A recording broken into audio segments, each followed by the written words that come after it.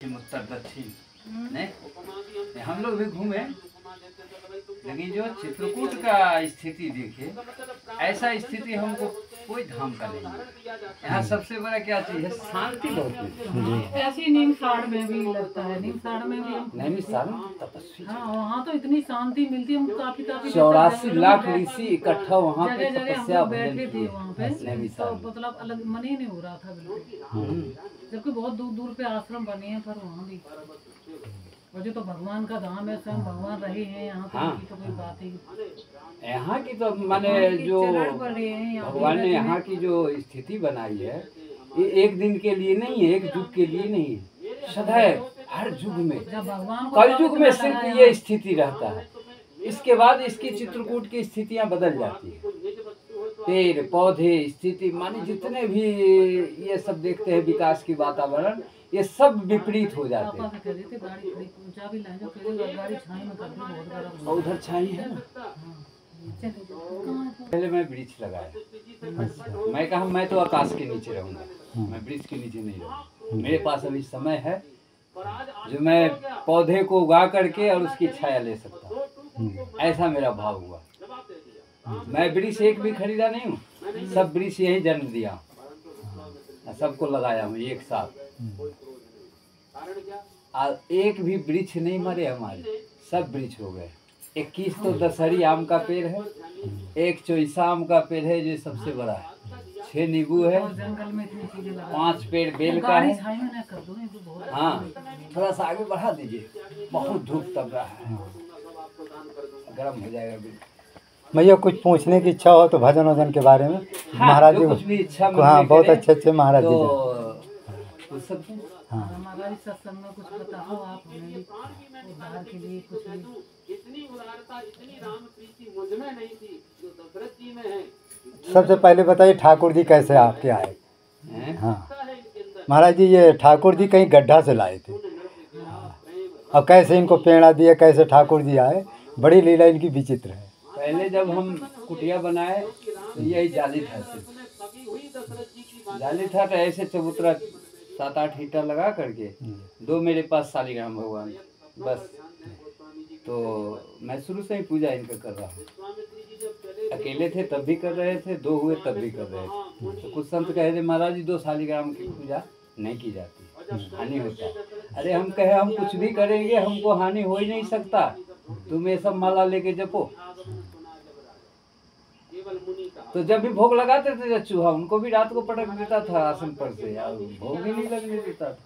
तो एक दिन रात को प्रेरणा हुई, जे अपने बंद घर में सोते हो हमको खुला में छोड़े हो। तो सुबह पर इस बात पर हम विचार किए। मैं कहा ऐसा प्रेरणा कौन दे सकता है, दूसरे तो कोई जरूरी नहीं है, यहाँ कोई रहता नहीं है। इसका मतलब भगवान की प्रेरणा है जो हमको मंदिर बना।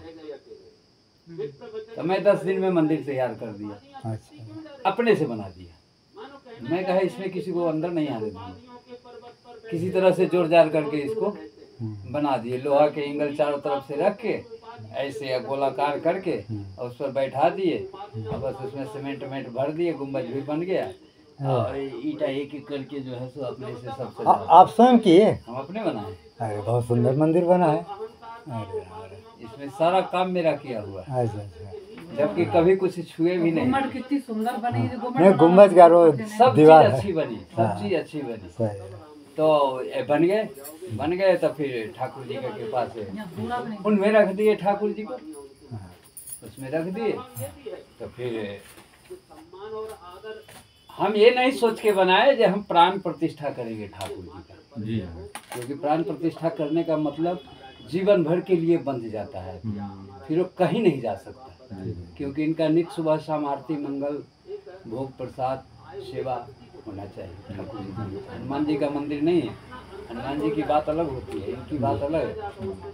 तो जंगल में लगता है सबसे पहला प्राण प्रतिष्ठा ठाकुर जी का मैं ही किया, मेरी कुटिया में है ठाकुर। तो एक मूर्ति जानकी कुंड से आए तो कहे जे महाराज जी मंदिर तो बहुत अच्छा बनाए हैं। उनके यहाँ किसका सामान? वही जो 3 हाँ ये ले ले।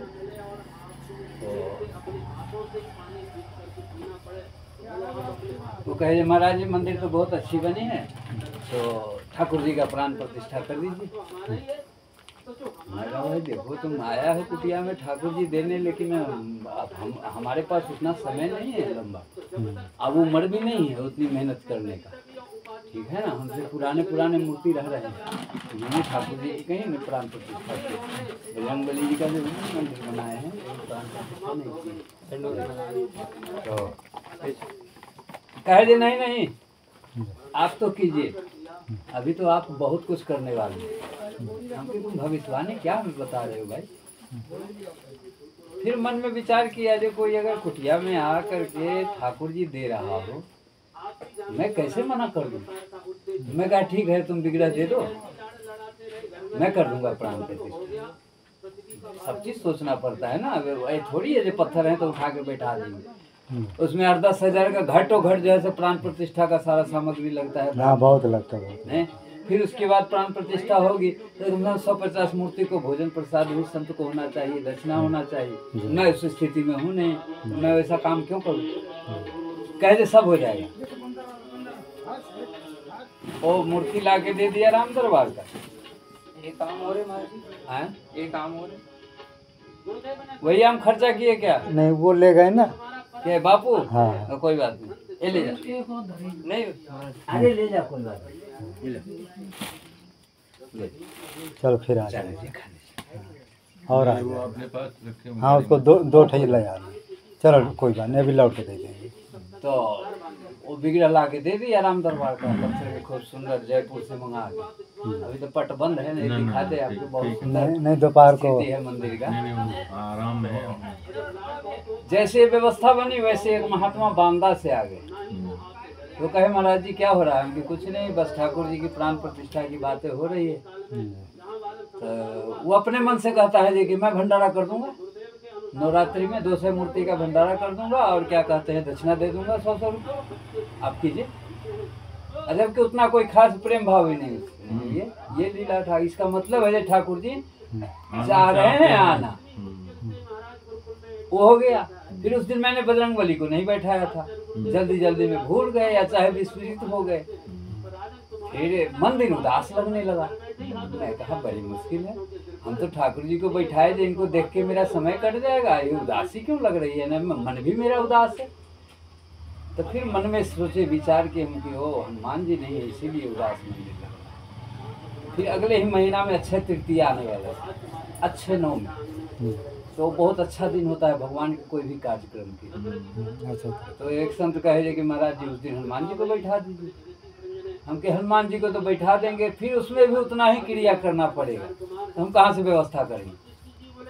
ऐसे लाके पत्थर खरीद के वही अक्षय तृतीया के दिन मैं बैठा दूंगा, और 2-4-5 संत को अपना भोजन पवा दूंगा, दक्षिणा दे दूंगा, हो जाएगा। ऐसा मन बना के हनुमान जी को ले आएंगे।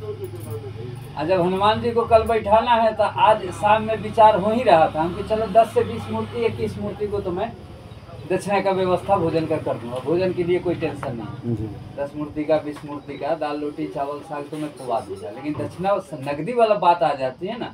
हम लोग कहीं जाते नहीं हैं और उतना भगत जगत माने नहीं चेताए, वो सब करने नहीं आता है हमको, चेताने फिताने नहीं आता।